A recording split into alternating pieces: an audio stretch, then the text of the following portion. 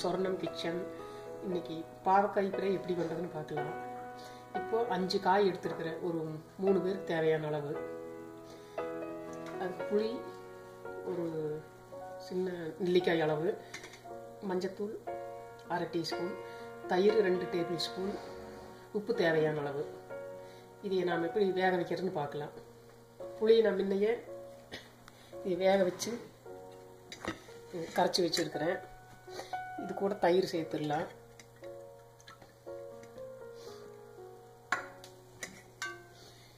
மஞ்சத்தூள்,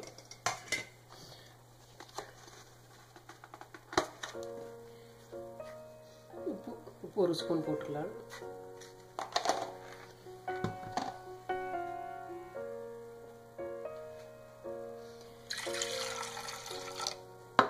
தண்ணி ஒரு 3/4 டம்ளர். அவக்காயை இந்த காம்பை கொஞ்சமாக கட்டி செலக்ட் பண்ணி போட்டுக்கலாம்.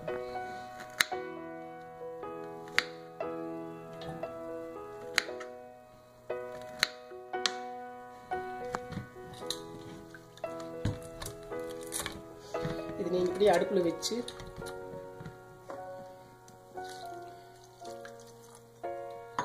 ஒரு 1/2 மணி நேரம் வெந்துடணும். பாவக்காய் வெந்துட்டு நல்லா ஸ்லோ, அப்பப்போ லேசாக கொஞ்சம் நல்லா விரட்டி விட்டுட்டுருங்க. இந்த தண்ணி ஒரு 1/2 மணி நேரம் வெந்துடணும். இந்த தண்ணிக்குள்ளே அப்படியே சுண்டிடணும். வேர்க்கடலை 2 டேபிள் ஸ்பூன், தேங்காய் 2 டேபிள் ஸ்பூன். இது நீங்கள் நல்லா ட்ரை பண்ணி வச்சுக்கணும்.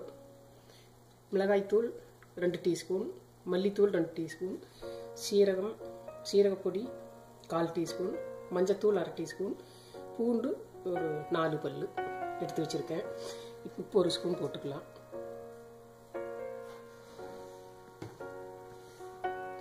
இதை போட்டு இப்படியே நல்லா ட்ரை பொடியாக நல்லா அரைச்சி வச்சுக்கணும்.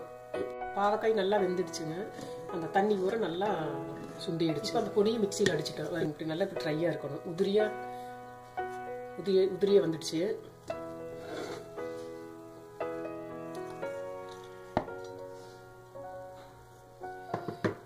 இப்போ நாம் ஒவ்வொரு காயும் இந்த கத்தியில் கீறி விட்டு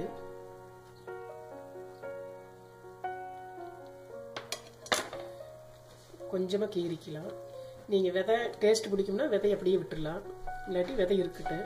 இது உள்ள நல்லா வச்சு பேக் பண்ணிக்கணும். இந்த பொடி உள்ள வச்சு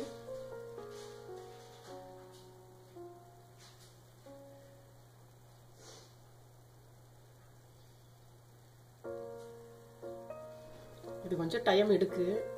ஒரு 1/2 மணி நேரம் வேகணும், கொஞ்சம் ஃப்ரை பண்ணணும். ஆனால் சாப்பிட்றதுக்கு ரொம்ப நல்லா டேஸ்ட்டாக இருக்குது. பொடியை போட்டு இப்படி நல்லா அப்ளை பண்ணிக்கலாம். அப்புறம் இது கொஞ்சம் பெருசாக கீறிட்டேன். உங்களுக்கு ஃப்ரை பண்ணும்போது பிரிஞ்சு வந்துடும், இந்த மசாலாலாம் வெளியே வந்துடும். அதுக்காக இந்த நூலை போட்டு கொஞ்சம் சுற்றி விட்டிங்கன்னா அப்படி பிரியாமல் இருக்குது. சாப்பிடும்போது எடுத்துக்கலாம் வெளியில். பாவக்காயில் பொடியெல்லாம் போட்டு அப்ளை பண்ணியாச்சு. இப்படி நாம் பொரிச்சிடலாம். எண்ணெய் ஒரு 4 to 5 டீஸ்பூன் ஊற்றினா போதும். கடுகு 1/2 டீஸ்பூன், சீரகம் 1/2 டீஸ்பூன், 4 டீஸ்பூன் எண்ணெய் ஊற்றிருக்கிறேன். கடுகு சீரகம் போட்டுடலாம்.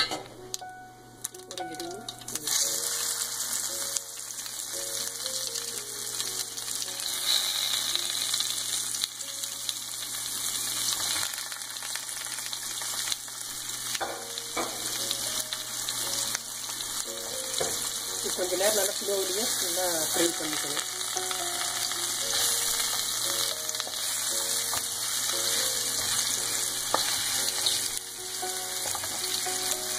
மேலே கொஞ்சம் லேசாக பொடி போட்டுக்கலாம். இந்த பொடி மீதி இருந்தால் வச்சுட்டு ஃப்ரிட்ஜில் எடுத்து வச்சுங்க. அடுத்த தடவை யூஸ் பண்ணிக்கலாம்.